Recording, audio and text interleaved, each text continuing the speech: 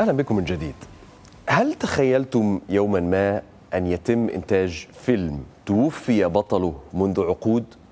أن نشاهد مثلا فيلم من إنتاج هذا العام، من إنتاج 2023 ببطولة روبن ويليامز مثلا أو أودري هيببورن.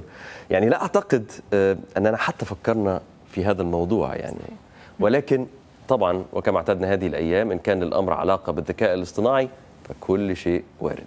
فعلا كل شيء متاح وكل شيء وارد مثل ما ذكرت الآن باسل، بفعل كل هذه التقنيات الجديدة اللي أمامنا الآن.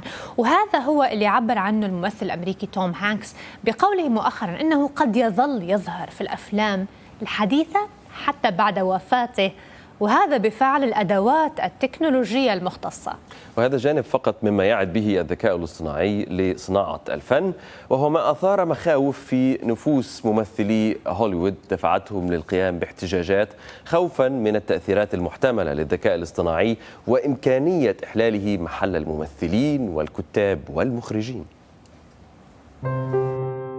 إمكانيات هائلة وأبواب جديدة للإبداع يقدمها الذكاء الاصطناعي لتطوير صناعة السينما والمسلسلات، ما يساعد على تحسين جودة المحتوى السينمائي والتلفزيوني وجعله أكثر تنوعاً وإشباعاً لاحتياجات الجمهور المتنوع.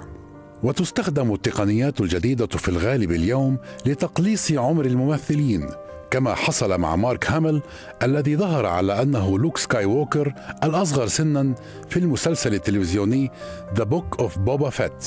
كما ساهمت تقنية CGI بظهور الأفلام أكثر واقعية وأقرب للعين البشرية، كما شاهدنا في أفلام جوراسيك وورلد وذا ماندالوريان.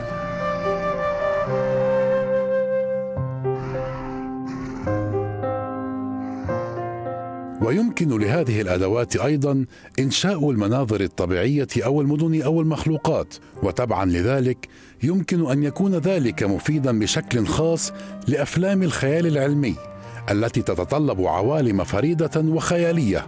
وخير مثال على ذلك سلسلة أفلام مارفل الشهيرة. وبحسب موقع فورتشن هناك العديد من الاستخدامات لخوارزميات الذكاء الاصطناعي، ومنها تطوير السيناريو والتنبؤ بطاقم الممثلين أو حجم الأموال التي سيجنيها الفيلم، وحتى التأكد من تفضيلات رواد السينما. ويمكنها أن تساعد صناع السينما على تقييم الفيلم قبل إنتاجه وتحديد ما إذا كان بحاجة إلى تخفيف درجة العنف أو الإثارة في مشاهده. قد يكون هناك جدل على تقنية الذكاء الاصطناعي في البداية عند تقديمها، لكن في نهاية المطاف سيكون استخدامها سلسا، وعندما يصبح الأمر شائعا فلن نفكر فيه بعد الآن وسنستمتع فقط بالأفلام. إذن تأثير هائل وملموس للذكاء الاصطناعي بتقديمه لأدوات وحلول تكنولوجية للمخرجين والمنتجين والمشاهدين على حد سواء لتحقيق تحولات ملحوظة في صناعة الفن السابع. حتى على الصعيد العربي أصبح الذكاء الاصطناعي حاضرا في المجال السينمائي والتلفزيوني، وهناك بالفعل عمل سينمائي عربي يتم التحضير له يعتمد على مشاركة تقنيات الذكاء الاصطناعي في عملية الإنتاج بالكامل. طبعا خطوة تعتبر إضافة مهمة إلى عالم صناعة السينما المصرية والعربية. خلونا نتابع أكثر عن هذا الموضوع. باسل، ينضم لنا من القاهرة مخرج هذا العمل، المخرج السينمائي خالد مهران. سيد خالد، صباح الخير عليك. أخبرنا عن هذا العمل الفني الذي سيتضمن إخراجه استخدام تقنيات الذكاء الاصطناعي.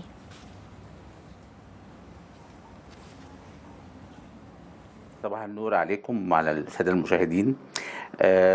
احنا جات لنا الفكرة من خلال تطوير السينما العربية لازم تتطور زي غيرها.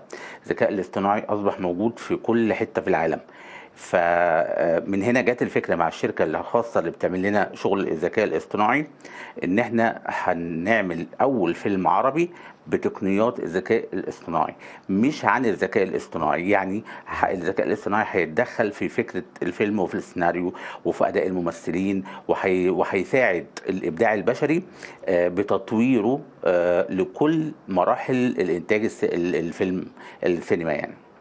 يعني هو انت فعلا صرحت قبل كده يعني انه التقنيات الذكيه هتكون حجر الزاويه في جميع جوانب هذا العمل الفني، بدءا من الكتابه وصولا الى التصوير، ولا تقف هنا يعني حتى تطبيق المؤثرات البصريه، مرحله التسويق ما بعد الانتاج، توقع الايرادات.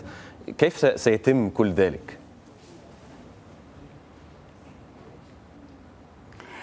شوف، هي الفكره اول ما جت احنا قلنا سالنا الذكاء الاصطناعي بالتطبيقات اللي احنا شغالين عليها يعني، وقلنا احنا عايزين نعمل فيلم عربي. فهو رد علينا اجابه محدده. فاحنا لقينا ان ما ينفعش ان انت تقول للذكاء الاصطناعي احنا عايزين نعمل مجرد فيلم وخلاص. انت لازم انك انت تشارك معاه العقل البشري، تقول له انا عايز فيلم عن كذا، اللي هيتفرج على الفيلم المراحل العمريه كذا، اللي مش عارف التقنيات بتاعتي هتبقى في حدود كذا. فهو يبدا يرد عليك في ده. اللي احنا بنعمله بقى ان احنا بدانا ندخله في كل المراحل، بدانا ندعمه بايه هي بقى السينما العربيه، ايه هو الافكار العربيه، ايه السيناريو والحوار بيتكتب ازاي في الوطن العربي، الممثل اداؤه عامل ازاي، الاضاءه عندنا شكلها ايه، الراكورات السينمائيه. بدانا نديله معلومات كتيره جدا، فبدا هو يساعدنا ازاي احنا نطور المعلومات دي. بلس كمان ان هو قدر يقول لنا ان الفيلم ده ممكن يجيب ايرادات قد ايه وفي وقت قد ايه. فقدرنا ان احنا نطور من الذكاء الاصطناعي اللي موجود على انه يساعدنا في كل المراحل اللي موجوده من الابره للصاروخ. يعني بص، احنا بنتكلم عن سينما، عن ابهار، عن حتى الرؤيه البصريه. يعني هو اتعمل افلام عن الذكاء الاصطناعي مش بالذكاء الاصطناعي كتير جدا. فاول فيلم يتعمل بالذكاء الاصطناعي لازم يكون فيلم مميز من خلال الفكره الابداعيه نفسها، من خلال الصوره، من خلال اداء الممثل، من خلال الديكوباج بتاع المخرج اللي هيترسم بشكل عامل ازاي. يعني انت هنا الاول كنا بنعمل ايه؟ كنا بنعمل في تسويق الفكره او تسويق الفيلم من خلال خطوط بيانيه كتيره جدا، نقعد نشوف الناس بيعجبها ايه ما بيعجبهاش ايه، احنا عايزين نشتغل على ايه. بص، اول اجتماع لينا قلنا احنا محتاجين نطور كلمه واحده، كلمه هي اللي هتغير لنا تطوير صناعه السينما. كنا بنقول الاول الجمهور محتاج ايه، دلوقتي احنا غيرنا الكلمه للجمهور هيحتاج ايه. هيحتاج ايه دي بقى وراها حاجات كتيره جدا، من خلال ان احنا بنشوف الفيلم ده عجب كام واحد، الفكره دي عجبت كام واحد، الفيلم ده جاب ايرادات قد ايه، الفيلم دوت كوميدي، الفيلم ده اكشن، ايه اللي هيتماشى مع الجمهور. الذكاء الاصطناعي قدر يعمل ده في اقل من 5 دقائق، ان هو عنده قاعده بيانات كبيره جدا بناس العالم كله تقريبا، وقدر ان هو يجيب لك المعلومات دي في خلال دقائق بسيطه جدا. فاحنا هنا الاستعانه بالذكاء الاصطناعي هنا طورت لنا الفكره دي. طيب، في هذه الحاله ربما الاستعانه هي تطوير لفكره مثل ما ذكرت سيد خالد، لكن كذلك هناك نواحي اخرى وجوانب اخرى للذكاء الاصطناعي. هل تراها نعمه ام هي نقمه لصانعي الافلام، او ممكن تكون الاثنين معا؟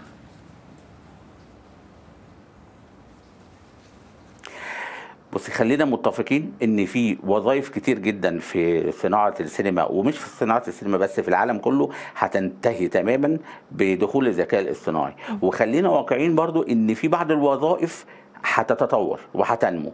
يعني في وظائف معينه هتنتهي، زي اللي هو الموظف النمطي اللي ما بيطورش من نفسه، زي مثلا ان احنا بنعمل ايه، مخرج سينما، فهو بيعمل فكره، لو ما طورش من الافكار الابداعيه بتاعته، ولو ما عملش ابهار في الصوره وابهار في الافكار المتعارف عليها يبدا يطورها، ده هيقعد ومش هيشتغل تاني. لكن لو هو بيطور واستخدم الذكاء الاصطناعي في مجال تطوره دوت ويساعده، لا ده هيكمل معانا. فاذا الذكاء الاصطناعي مش نقمه، بالعكس احنا عملنا تكامل وليس دمج، عملنا تكامل ما بين الابداع البشري والذكاء الاصطناعي، ان هما الاثنين بيكملوا بعض. هي دي الفكره اللي احنا لازم نمشي عليها ونطورها، مش ان احنا نقول واحد بيتيح بالتاني. يعني الذكاء الاصطناعي مش عايز يمشي البشر وهو يشتغل او العكس، لا بالعكس تماما، احنا بنعمل الدمج ده علشان نرفع من كفاءه السينما العربيه، مش علشان ان احنا نقول الذكاء الاصطناعي قدر يعمل لنا شغل حلو قوي، طب البشر دول ايه، اقعدوا تشيله على جنب مثلا ما تشتغلوش، لا لا لا. فايه في النهايه اللي هيتطور وهيبقى مبدع وهيفكر اكتر هو اللي هيستمر في الصناعه، واللي هيفضل شغال زي ما هو هيركن ومش هيشتغل تاني. زي مثلا في وظائف كتير هتنتهي عندنا في السينما دي اكيد، زي مثلا مساعد المخرج للراكورات.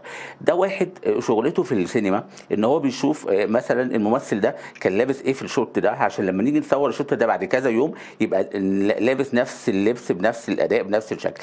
ده الذكاء الاصطناعي هيمحيه، لان هو هيبقى اكتر دقه ان هو يقول لي المشهد ده كان عامل ازاي.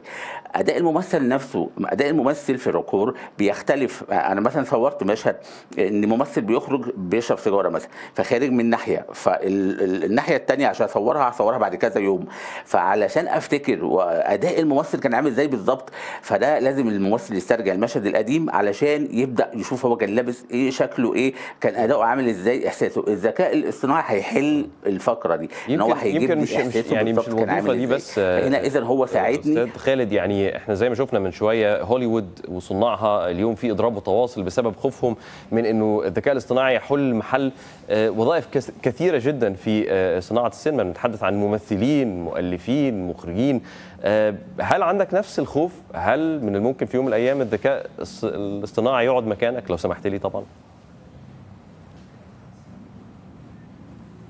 بص، هو احنا الذكاء الاصطناعي شغال على مراحل سنويه. يعني المرحله القادمه اللي هي قادمه على طول دي ما فيهاش ان احنا هننهي البشر ونشتغل بالذكاء الاصطناعي، دي فيها مساعدات ما بين الاثنين. لكن في مرحله تانية ممكن تبقى بس لسه قدام شويه عليها، يعني انك انت ممكن يبقى الممثل نفسه خلاص، ما هو اصل انت عملت الافلام دي. يعني في افلام كتير خيال علمي اتعملت كلها من الالف للياء، يعني انيميشن، وفيها مثلا ممثلين استعانوا بيها في هوليوود وكده، ان هم موجودين بالفعل وهم استعانوا بيه بالجرافيك.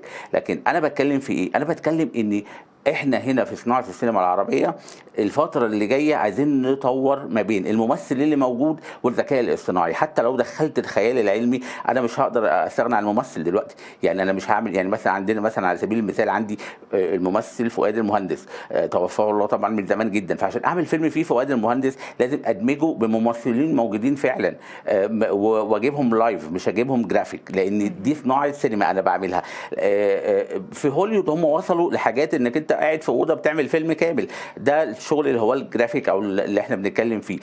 انا مش متخوف من ده تماما، لان انت لازم الذكاء الاصطناعي بيشتغل ازاي؟ بيشتغل من خلال يعني ما زالت هذه الخطوات ربما في بدايتها عندنا في الوطن العربي.